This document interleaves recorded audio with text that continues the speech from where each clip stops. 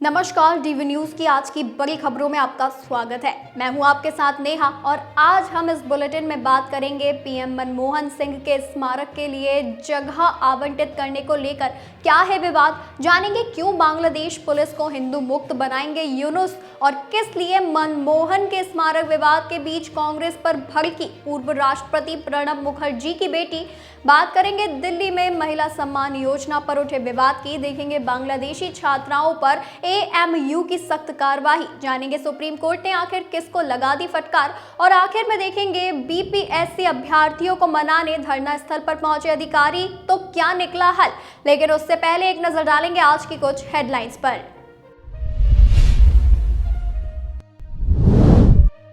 खराब मौसम की वजह से श्रीनगर एयरपोर्ट पर सभी उड़ानें रद्द, श्रीनगर एयरपोर्ट ने दी जानकारी। राजकीय सम्मान के साथ हुआ पूर्व प्रधानमंत्री मनमोहन सिंह का अंतिम संस्कार, तीनों सेनाओं ने दी सलामी, पार्थिव शरीर को दी गई मुखाग्नि। मनाली में हो रही भारी बर्फबारी, मनाली सोलंग नाला रोड पर लगा 6 किलोमीटर लंबा जाम, हजारों गाड़ियां फंस चुकी हैं। ब्रह्मपुत्र नदी पर चीन बना रहा सबसे बड़ा डैम, भारतीय सीमा के बेहद करीब तिब्बत में बनेगा ये बांध, भारत पर पड़ेगा बुरा असर।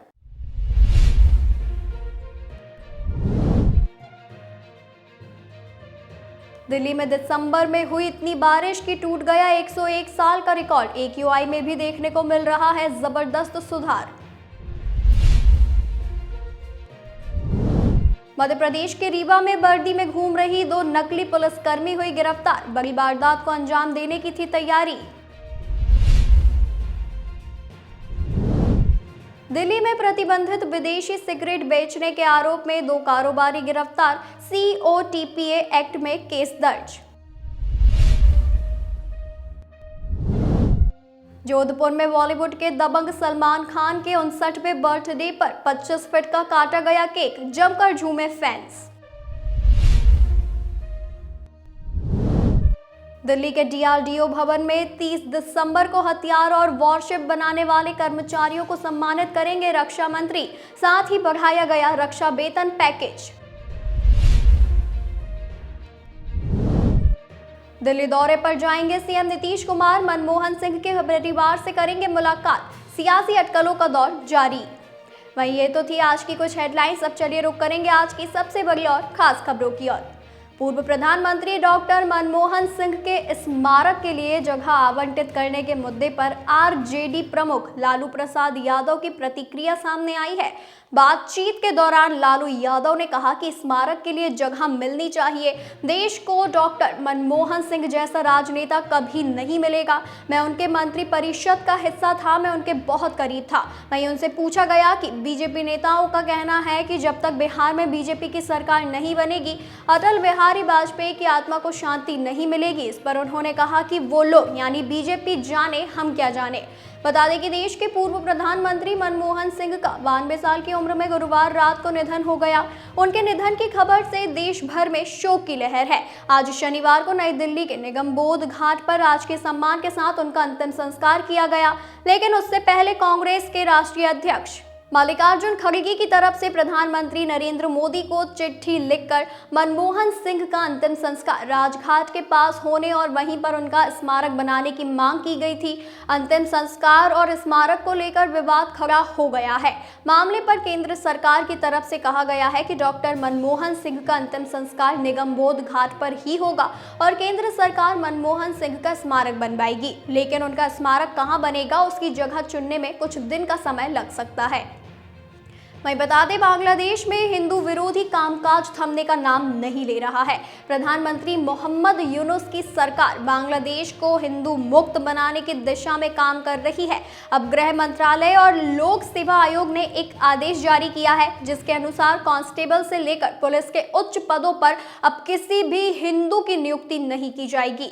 इस आदेश के कारण करीब 1500 से ज्यादा हिंदू अभ्यर्थियों के आवेदन खारिज कर दिए गए हैं।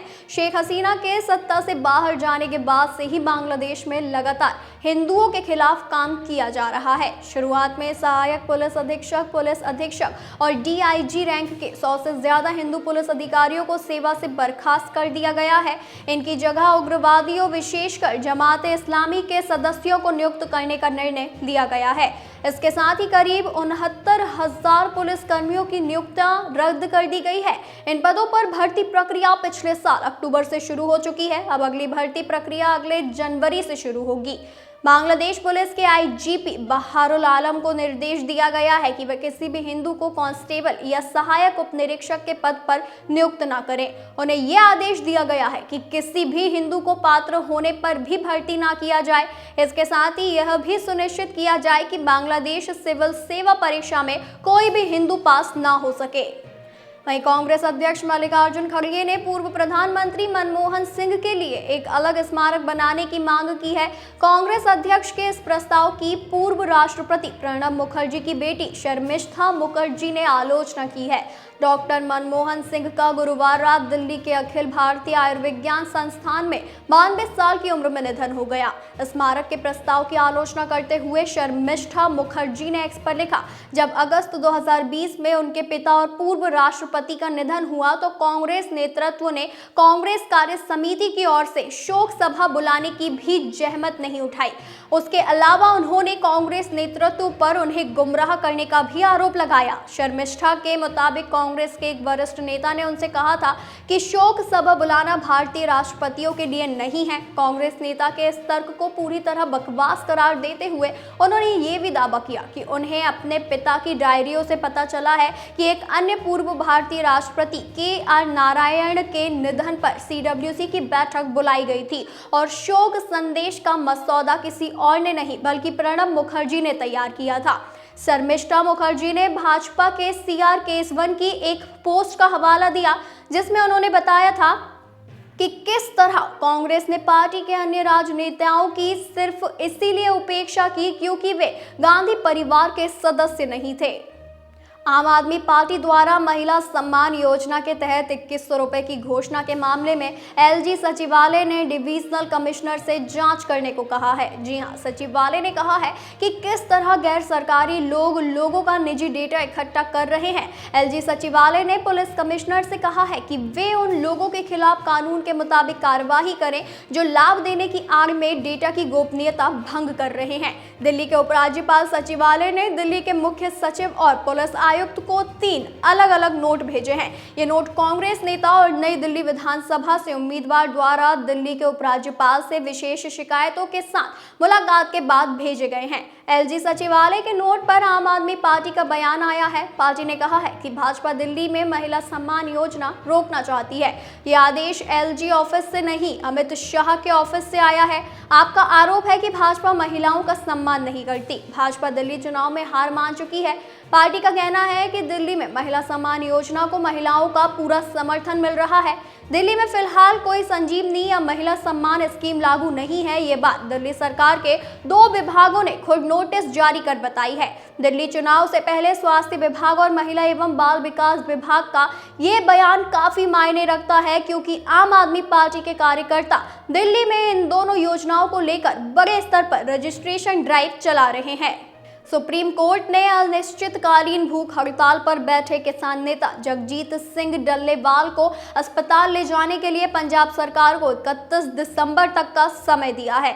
न्यायमूर्ति सूर्यकांत और न्यायमूर्ति उज्जवल भुइयां की अवकाशकालीन पीठ ने इस मामले में सुनवाई करते हुए पंजाब सरकार को डल्लेवाल को चिकित्सकीय सहायता प्रदान करने के अपने पूर्व आदेशों का पालन न करवाने पर फटकार लगाई है। अदालत ने कहा कि स्थिति बिगड़ने नहीं दी जा सकती और डल्लेवाल के जीवन को बचाने के लिए राज्य सरकार को निर्णायक कदम उठाने होंगे।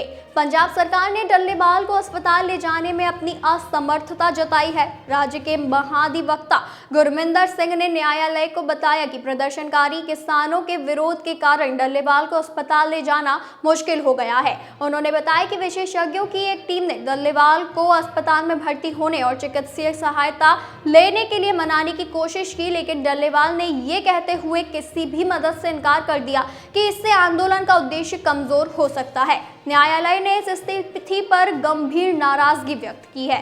पीठ ने कहा है कि जो किसान नेता डल्लेबाल को अस्पताल नहीं जाने दे रहे हैं, वे आत्महत्या के लिए उकसाने का अपराध कर रहे हैं। अदालत ने पंजाब सरकार को स्थिति संभालने के लिए पर्याप्त कदम उठाने की जिम्मेदारी सौंपी और राज्य को केंद्र से सहायता लेने की अनुमति भी दी है।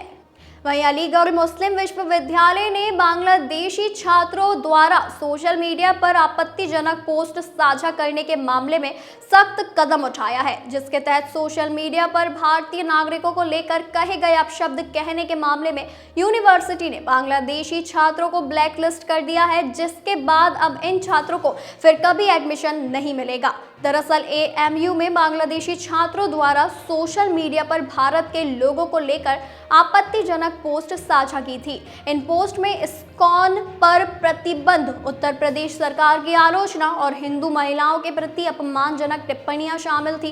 इस मामले को यूनिवर्सिटी ने बेहद ही गंभीरता से लिया है, जिसके बाद आरोपी 2 छात्रों महमूद हसन और मोहम्मद शमी उल इस्लाम को ब्लैक लिस्ट किया गया है और एक छात्र मोहम्मद आरिफ उल इस्लाम रफत को नोटिस जारी करते हुए अगली कक्षा में प्रवेश न देने का अल्टीमेटम दिया है। यूनिवर्सिटी द्वारा ब्लैकलिस्ट किए गए दोनों बांग्लादेशी छात्र भविष्य में कभी एएमयू में दाखिला नहीं ले सकते हैं। तीसरे छात्र मोहम्मद आरिफ को चेतावनी पत्र जारी करते हुए कहा गया है कि अगर दोबारा ऐसी गलती हुई तो अनुशासनहीनता के तहत कार्यवाही की जाएगी।